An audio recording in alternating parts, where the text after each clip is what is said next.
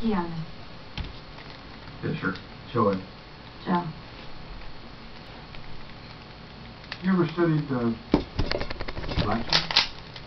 No. Oh, it's really simple, actually. You play against the dealer. You give him 2 cards. Face cards are worth 10 points. The closest to 21 wins. If you go over, you lose. If the dealer goes over, they lose. Most popular card game in the world. The game of memory. Cards drawn in the past, ones to come in the future. And the best part is beatable.